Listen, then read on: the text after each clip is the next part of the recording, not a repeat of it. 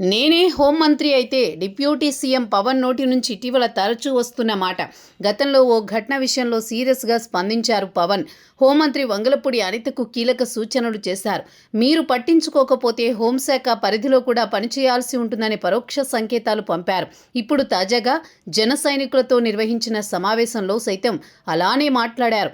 అయితే ఆవేదనతో మాట్లాడారు. ఏపీలో కులభావన పెరిగిపోయిందని, రాజకీయాల కోసం కులాల ప్రస్తావన తీసుకొచ్చి శాంతి భద్రతలకు విఘాతం కలిగిస్తున్నారంటూ పవన్ ఆవేదన వ్యక్తం చేశారు. రాష్ట్రం అభివృద్ధి బాట పట్టాలంటే శాంతి భద్రతలు అదుపులో ఉండాలని, నేరాలు చేసే వారిపై కఠినంగా వ్యవహరించాలని, అప్పుడే శాంతి భద్రతల పరిరక్షణ సాధ్యమవుతుందని ఆయన అభిప్రాయపడ్డారు.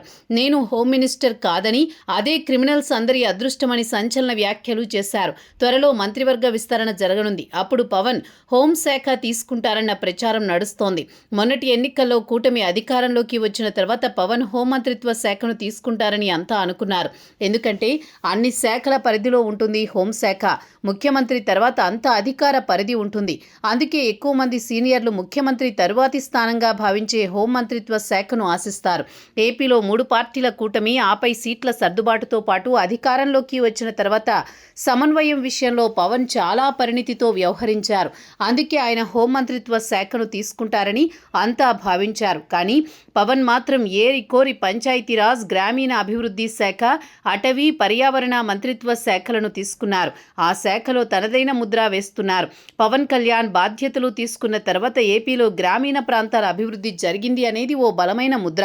అయితే ఇప్పుడు పవన్ కోసం హోంశాఖ తీసుకుంటారా అనేది ఓ చర్చ. అయితే పవన్ ఆ మంత్రిత్వ శాఖను తీసుకుంటే మాత్రం చాలా దూకుడుగా ఉంటారు. కొన్ని రకాల సమస్యలు తప్పకుండా ఉత్పన్నమవుతాయి. ఎందుకంటే రాజకీయ ప్రేరేపిత ఘటనలు జరుగుతాయి.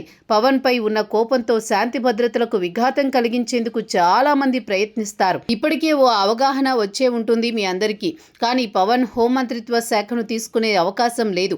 ఎందుకంటే గ్రామీణాభివృద్ధి, గిరిజనాభివృద్ధి బాధ్యతలు తీసుకున్నారు. హోంశాఖ మంత్రిగా వంగలపూడి అనిత ఉన్నారు. కానీ సీఎం చంద్రబాబు నిత్యం పర్యవేక్షణ ఉంటుంది హోంశాఖ విషయంలో. అందుకే పవన్ హోం మినిస్టర్ పదవి తీసుకునే ఛాన్స్ లేదు. చూడాలి మరి ఏం జరుగుతుందో.